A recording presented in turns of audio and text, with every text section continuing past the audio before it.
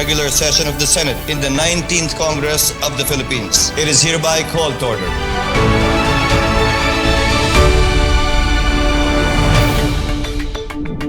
Discussions on the 2025 national budget had officially begun in the Senate. The Development Budget Coordination Committee briefed senators led by Committee on Finance Chairperson Senator Grace Poe on the 2025 National Expenditure Program.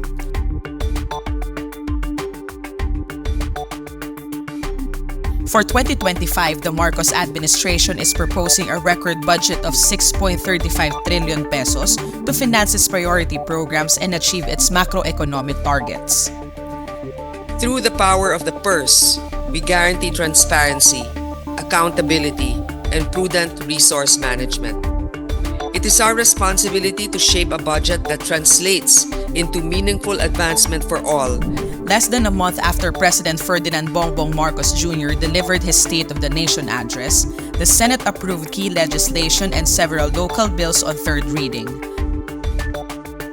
Approved on third reading were Senate Bill No. 2665 or the Archipelagic Sea Lanes Act, a priority measure under the Legislative Executive Development Advisory Council, and a complementary measure to the Philippine Maritime Zones Act.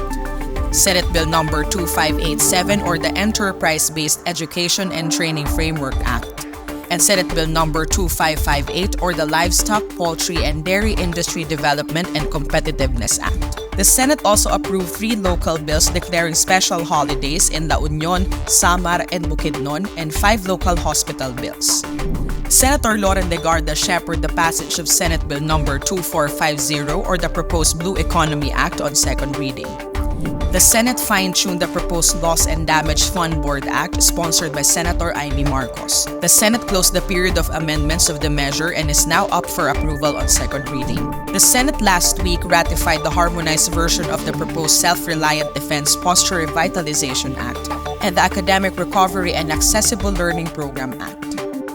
Meanwhile, several bills were sponsored last week for the Senate body's consideration. These bills were the proposed National Water Resources Management Act, the proposed amendments to the Rice Tarification Law, local bills seeking to rename and to separate extension schools into independent schools, local bills proposing the setting up of multi-species marine hatcheries, and local bills seeking to declare special non-working holidays in the provinces and in the municipalities respectively. The Senate resumed plenary debates on the proposed corporate recovery and tax incentives for enterprises to maximize opportunities for reinvigorating the economy or create more bill, and the PNP Forensic Database Act. Senator Ronald Bato de la Rosa hit Justice Secretary Jesus Crispin Boying Rimulya and Solicitor General Menardo Guevara over their recent statements regarding the International Criminal Court probe into the Duterte administration's controversial drug war. Senator Loren Legarda emphasized anew the importance of indigenous communities in the very survival of the Philippine ecosystem. During her privileged speech delivered on the occasion of National Indigenous Peoples Day, Legarda reiterated the importance of the indigenous knowledge of these communities due to their centuries' worth of expertise in the land that they reside on. Senators led by Senate President Francis Cheese Escudero met with a visiting delegation from the Emirates Nuclear Energy Corporation, headed by its Managing Director and CEO, Mohamed Al-Hamadi, last week to discuss the possible inclusion of nuclear energy in the Philippine energy mix in the future. Escudero, as well as the other senators, assured the delegation that they will maintain an open mind towards nuclear energy and asked the UAE to share its best practices once the country is ready to shift towards this energy source in the future. Senate President Francis Cheese G. Escudero held a dialogue with representatives of transport groups dubbed as Magnificent Seven to discuss key issues hounding the transport sector, including the implementation of the Public Utility Vehicle Modernization Program. Senator Mark Villar pushed for legislation addressing right-of-way problems that affect government infrastructure projects during the Public Works Subcommittee hearing. The Senate Committee on Environment, Natural Resources, and Climate Change, led by Senator Cynthia Villar, issued subpoenas to the owners of MTKR Jason Bradley and MV Merola 1 for their failure to attend a public hearing. Senator Mark Villar underscored the significance of amending the charter of the Development Bank of the Philippines in boosting the country's economic growth as he led the Committee on Banks, Financial Institutions and Currencies hearing on bills providing for a new DBP charter. Senator Raffy Tulfo led the Committee on Public Services in tackling the Fair Traffic Apprehension Bill.